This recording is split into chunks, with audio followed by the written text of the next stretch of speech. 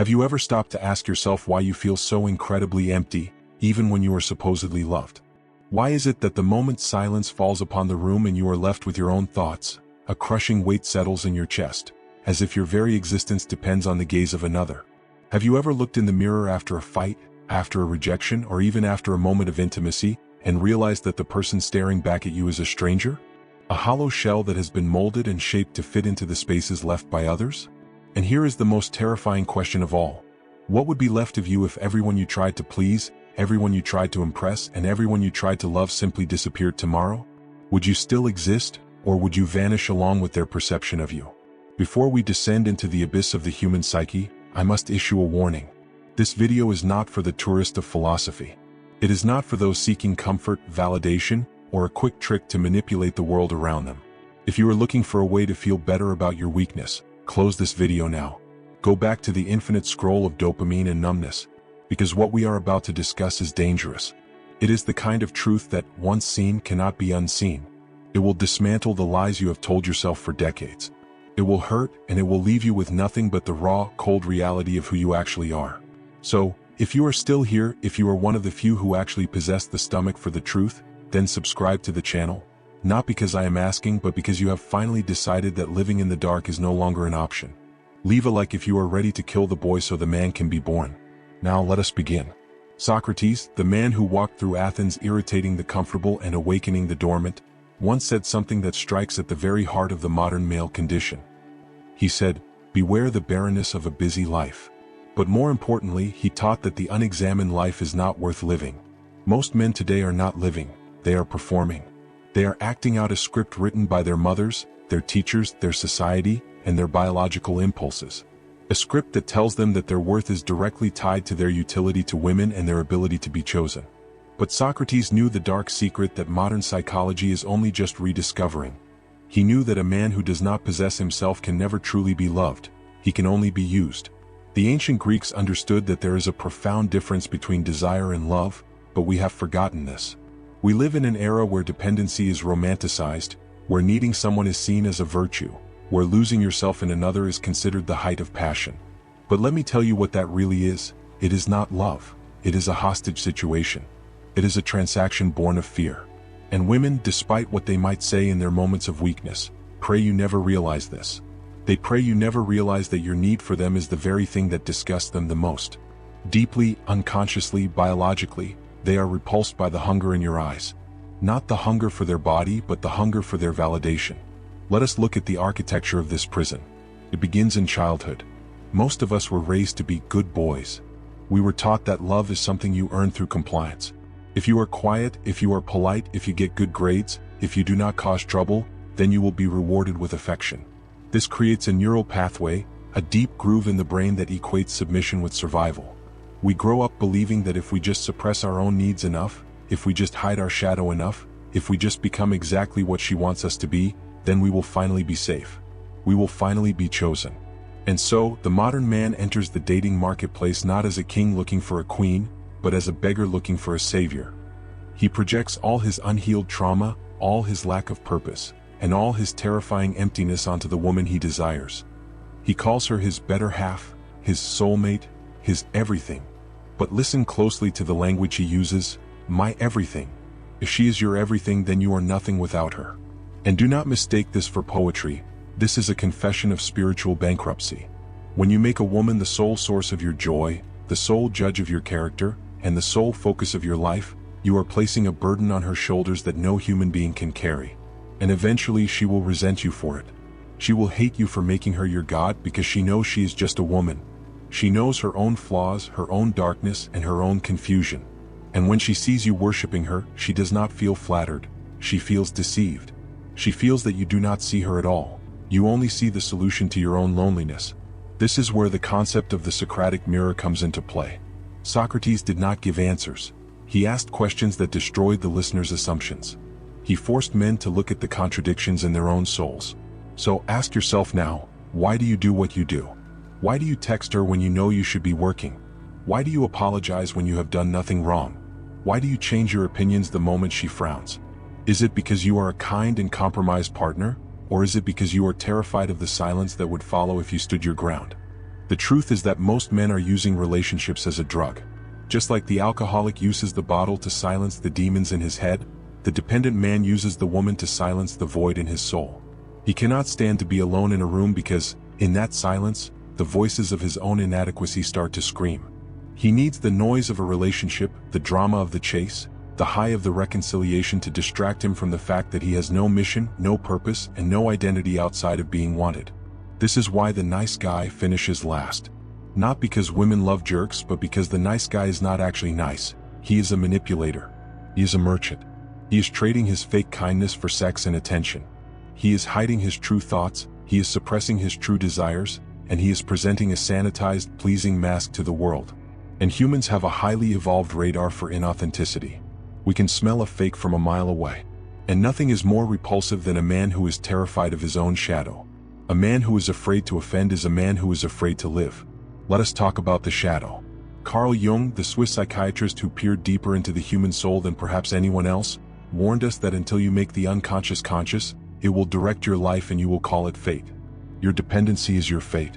It is the script running in the background, forcing you to repeat the same cycles over and over again.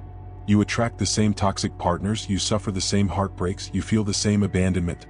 Not because the world is cruel, but because you are broken. You are looking for someone to fix you, but the only person who can fix you is the one you have been running from your entire life, yourself. Imagine for a moment a man who is truly free. A man who has integrated his shadow, who knows his own capacity for evil and his own capacity for good. A man who has a purpose that is higher than his biological drive to reproduce. A man who wakes up in the morning driven by a mission that sets his soul on fire. This man enjoys the company of women. He loves their beauty, their energy, their softness. But he does not need them. He desires them, but he does not require them for his oxygen. This distinction changes everything.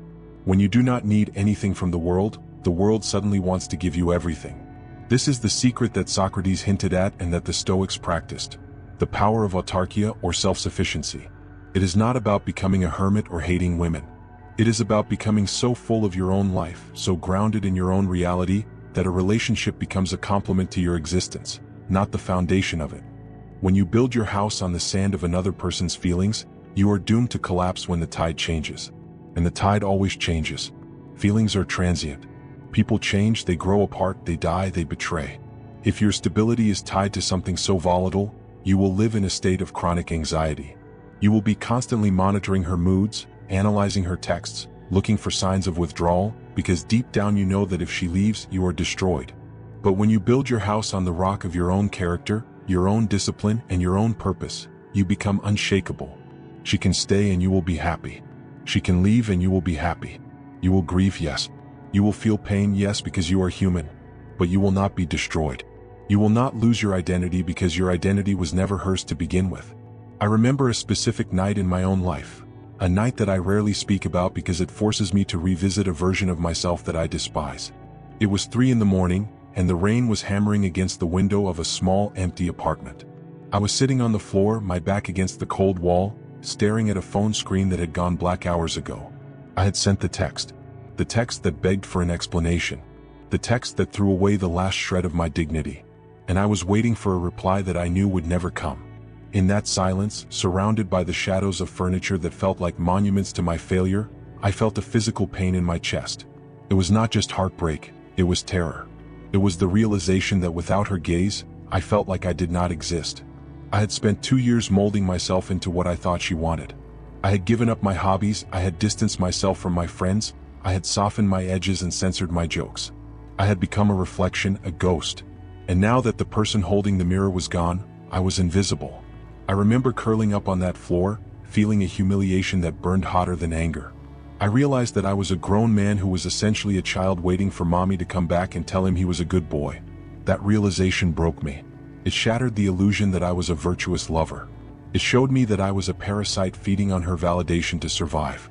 And in that moment, as the dawn began to break gray and cold over the city, I made a vow. I vowed that I would never again hand the keys to my soul to another human being.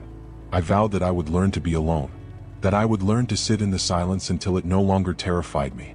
I vowed that I would build a life so strong and so dense with purpose that no one could ever take it away from me. That night was my death and my rebirth. It was the moment I stopped being a nice guy and started becoming a man. It was the moment I embraced the philosophy of sovereignty. Sovereignty is not about control over others, it is about supreme authority over oneself. It is the state of being where you are the captain of your ship and the master of your soul. To reach this state, you must go through the fire. You must be willing to burn off the dead wood of your personality. You must be willing to let go of the people who only like the weak version of you. And believe me, they will fall away.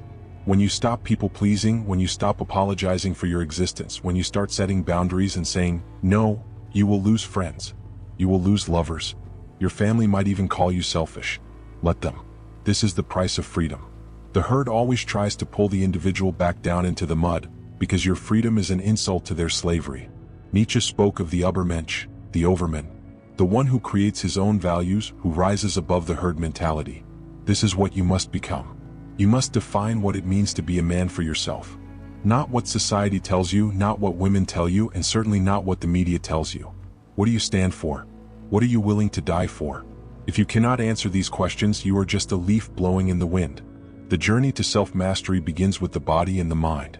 It begins with discipline. You cannot control the world, you cannot control women, you cannot control the economy, but you can control what time you wake up. You can control what you put in your mouth. You can control how you move your body. And you can control the books you read. This might seem trivial, but it is the foundation of everything. When you keep promises to yourself, you build self-trust. Self-trust is the antidote to neediness. When you trust yourself to handle whatever life throws at you, you stop looking for a mommy to save you. Think of the men throughout history who have left a mark. Marcus Aurelius, Napoleon, Tesla. Did these men spend their days worrying if someone liked them? Did they obsess over text message response times? No. They were consumed by a vision. They had a purpose that was larger than themselves. And paradoxically, this intense focus, this unavailability, is exactly what makes a man magnetic. Nature abhors a vacuum, and it is drawn to density. A man with a dense reality, a man with gravity, pulls things into his orbit without trying. But you must be careful. Do not pursue purpose to get women. That is just another form of manipulation. Do not hit the gym to get revenge on your ex. That is still dependency. Do it for you. Do it because you refuse to live a mediocre life. Do it because you respect the potential that lies dormant within your DNA. Do it because, as Socrates said, it is a disgrace for a man to grow old without ever seeing the beauty and strength of which his body is capable. When you finally detach, when you finally cut the umbilical cord that binds you to the need for female validation, something strange happens. You become dangerous. Not physically violent, but metaphysically formidable. You become a man who can say no. A man who can walk away is the most powerful man in the room. Negotiation theory tells us that the person who cares the least about the deal has the most power. In relationships, the person who is most willing to walk away holds the leverage. This is not about power games, it is about self-respect. If you are not willing to walk away from a relationship that disrespects you, then you have no boundaries, you only have suggestions. And suggestions are ignored. Boundaries are respected. Why? Because boundaries imply consequences. If you cross this line, I am gone. And when you say it, you must mean it. This requires you to be comfortable with solitude. It requires you to look at the prospect of being single for the rest of your life and say, I can accept that. I would rather be alone with my dignity than in company with my degradation. This is the lesson that women pray you never learn. Because a man who has learned this cannot be manipulated. Shaming tactics do not work on him. Withdrawal of affection does not work on him. Guilt trips do not work on him. He observes these behaviors with the detachment of a scientist looking at a lab rat. He sees the game and he refuses to play. He demands respect not by shouting but by his very presence. And here is the irony. When you become this man, the right kind of woman, the woman who is also whole, who is also doing the work, will be drawn to you like a moth to a flame. She will recognize a fellow sovereign. She will see that you are not looking for a nurse or a mother, but for a partner. She will respect your strength and she will feel safe in your presence because she knows you cannot be bought and you cannot be broken. But you must be vigilant. The world is designed to put you back to sleep. Everywhere you look, there are messages telling you that you are incomplete.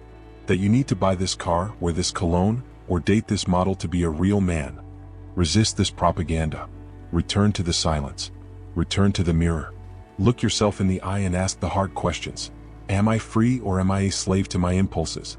Am I living my truth, or am I performing for an audience that does not care? The path of the sovereign man is a lonely path at first. It is the path of the wolf who leaves the pack to find his own territory. It is cold and it is dangerous. But the air is clean and the view is magnificent. You will discover strengths you did not know you had. You will hear thoughts that were drowned out by the noise of the crowd. You will find a peace that passes all understanding, the peace of knowing that you are enough. Alan Watts often spoke about the cosmic joke, the realization that we are chasing things we already have.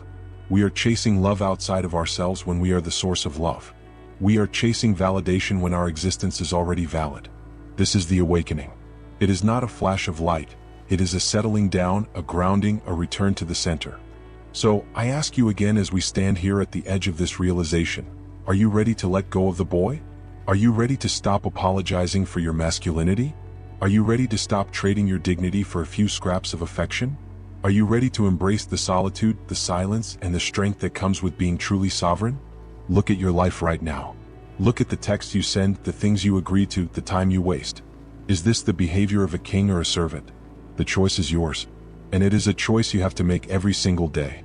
Every time you reach for your phone, every time you feel that pang of anxiety, every time you are tempted to betray yourself for approval, remember this moment. Remember that you have a choice. You can continue to be the nice guy, the pleaser, the dependent, the one who waits by the phone, the one who accepts the crumbs. Or you can turn your back on the theater. You can walk into the darkness of your own unknown potential and forge a self that is indestructible. The ancient philosophers knew that the only way to truly possess anything is to be willing to let it go. Let go of the need for the relationship and you might just find a real one. Let go of the need for approval and you will find self-respect. Let go of the fear of loneliness and you will find the power of solitude. This is not a comfortable message. It is not meant to make you feel warm and fuzzy. It is meant to wake you up. It is meant to shake the foundations of your false identity until only the truth remains. And the truth is that you were born alone and you will die alone. And in the time between, you have a duty. A duty to know yourself, to master yourself, and to create a life that is truly your own. Do not let the sirens of modern culture lure you onto the rocks of dependency. Tie yourself to the mast of your purpose. Keep your eyes on the horizon and steer your ship with a steady hand. The storm will come, it always does.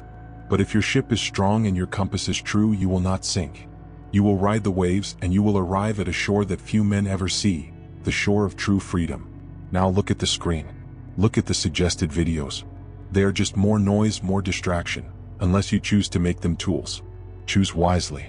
Choose the content that challenges you, not the content that pacifies you. If you have made it this far into the darkness, if you have listened to these words and felt a resonance in your bones, then perhaps you are one of the rare ones. Perhaps there is hope for you yet. But do not think that watching a video is enough. This is just the map. It is not the territory. You have to walk the path. You have to do the work. You have to face the demons in the empty room at 3 a.m. So I challenge you tonight, turn off your phone. Turn off the lights. Sit in the silence for 1 hour. Just 1 hour. No distractions, no escape. Just you and your mind. See what comes up. See what hurts. See what you are running from. And then, instead of running, face it. Stare it down. Breathe through it. Realize that the monster is not real. It is just a shadow cast by a small object blocking a great light. You are the light, but you have covered yourself in layers of fear and dependency. Strip them away. Layer by painful layer until you find the core. The diamond. The indestructible self that has been waiting for you all along. This is the lesson of Socrates. This is the lesson of the ages. Know thyself. Possess thyself. And be free. If this message pierced your armor, if it woke something up inside of you that has been sleeping for a long time, then leave a comment below. Tell me, I am waking up. Or better yet, tell me nothing. Just go and live it. But if you must leave a mark, if you must let the algorithm know that there are still men who value truth over comfort, then like the video, share it with a brother who is lost in the fog and subscribe. But do not subscribe if you want to be coddled. Do not subscribe if you want to be told that it is not your fault. Do not subscribe if you are not ready to change. Subscribe only if you are willing to enter the concave mirror, to see your flaws amplified, to face your shadow, and to do the hard, necessary work of becoming who you were meant to be. The world is full of boys pretending to be men. Be the exception. Be the reality. Be dangerous. Be free. Until we meet again in the silence or in the storm. Remember, the unexamined life is a prison. Break out. The illusion of the savior. Let us go deeper into the pathology of the savior complex. Many of you believe that your role as a man is to save, to provide, to protect. And while these are noble instincts, when they are directed from a place of insecurity, they become toxic. You try to save her from her own emotions. You try to fix her problems not because you are strong, but because you cannot handle her discomfort. Because her discomfort makes you anxious. You are using your helpfulness as a way to control her state so that you can feel safe again. This is not strength. This is weakness masquerading as virtue. Real strength allows others to experience their own pain. Real strength stands by as a witness, not as a fixer. It holds the space, but it does not collapse into it. When you try to save everyone, you end up drowning yourself. And a drowning man cannot save anyone. Consider the archetype of the magician as discussed by the psychologists of the past. The magician knows that true power comes from understanding the hidden laws of nature. The hidden law here is that every human being is responsible for their own emotional state. When you take responsibility for a woman's emotions, you are stealing her autonomy, and you are enslaving yourself. You are signing a contract that says, "My happiness is conditional on your happiness." And since her happiness will fluctuate like the weather, you have just signed up for a life of storms. You must break this contract. You must tear it up and throw it in the fire. You are responsible for your actions, your integrity, your purpose. You are not responsible for how others feel about your reality. If your truth hurts them, that is their burden to carry, not yours. This sounds cold to the empathetic man, but it is the only way to have a genuine relationship. Honesty without the willingness to hurt feelings is just polite lying. The biological imperative versus the spiritual mandate. We are biological machines programmed to reproduce. Our genes scream at us to find a mate, to please her, to keep her, to ensure the survival of the species. Millions of years of evolution are pushing you towards dependency. Nature does not care if you are happy. Nature only cares if you pass on your genetic material. Nature rewards the pleaser in the short term because the pleaser might get a chance to mate. But you are not just an animal, you are a consciousness. You have a spirit that yearns for more than just survival and reproduction. This is the eternal conflict. The war between the flesh and the spirit, between the lower self and the higher self. The lower self wants comfort, safety, and sex at any cost. The higher self wants meaning, truth, and legacy. When you succumb to emotional dependency, you are letting the animal drive the car. And the animal is a terrible driver. It reacts to fear, it reacts to scarcity, it has no long-term vision. The spirit, however, sees the horizon. It knows that a moment of pleasure is not worth a lifetime of slavery. To be a sovereign man, you must discipline the animal. You do not kill it, you train it. You harness its energy. You use your drive, your aggression, your passion as fuel for your purpose, not as a leash that women can use to lead you around. A man who is master of his instincts is incredibly powerful. He can sit in a room full of temptation and not flinch. He can be offered the world and say, no, if it compromises his values. This level of self-control is what separates the boys from the kings. It is what makes you trustworthy. If you cannot say no to your own impulses, how can anyone trust you to lead? If you can be bought with a smile or a touch, you are cheap. And cheap things are not respected. The silence of the abyss. Let us return to the silence. Most men fill their lives with noise. Podcasts, music, television, constant socializing. Why? Because the silence is where the truth lives. And the truth is often painful. In the silence, you have to face the fact that you hate your job. You have to face the fact that your friends are losers. You have to face the fact that you have wasted years chasing people who do not care about you. But you must enter the abyss.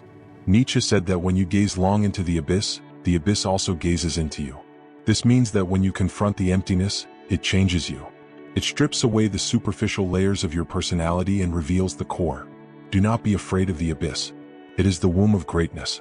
Every great idea, every work of art, every profound transformation came from a period of deep solitude and introspection. Jesus went into the desert. Buddha sat under the tree. They withdrew from the world to find the truth within. You must carve out periods of solitude in your life.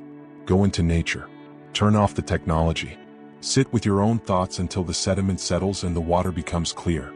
In that clarity, you will find your mission. And once you have your mission, you will never again be desperate for a relationship because you will have something more important to do. The return. Once you have done this work, once you have faced the abyss and found your sovereignty, you return to the world. But you return changed. You are no longer a beggar, you are a benefactor. You have something to give because your cup is overflowing. You love not because you need to be loved back, but because it is your nature to radiate. Just like the sun radiates light without asking if the earth appreciates it. This is the highest form of love. It is unconditional because it does not depend on the other person's reaction. It flows from your own abundance. And ironically, This is the only kind of love that can truly sustain a relationship, because it is free of grasp. It is free of demand. It leaves the other person free. And freedom is the very essence of love. So do not learn this lesson too late. Do not wait until you are 50, divorced, and broken to realize that you spent your life building someone else's dream. Wake up now. Realize that you are the prize. You are the architect of your reality. The Socratic method is a method of elimination. You eliminate the false beliefs, the contradictions, the lies, until only the truth remains. The truth is simple. You are enough. You have always been enough. You just forgot. Women pray you never learn this because they are terrified of losing their power over you. But the wise woman, the awakened woman, prays that you do learn this. Because she wants a king, not a subject. She wants a man who stands on his own 2 feet so that she can stand on hers. Be that man. For yourself first and then for the world. The script is finished. The actor takes a bow. The curtain falls. But your life goes on. What will you do with it? The next hour is the first hour of the rest of your life. Make it count. Do not let the algorithm decide your next move. Decide it yourself. Stand up. Walk out the door. Breathe the air. Look at the sky. Remember who you are. You are the observer. You are the awareness behind the thoughts. You are the silence between the notes. Live from that place and you will never be dependent again. This is the end of the broadcast, but the beginning of your life. Farewell and good hunting.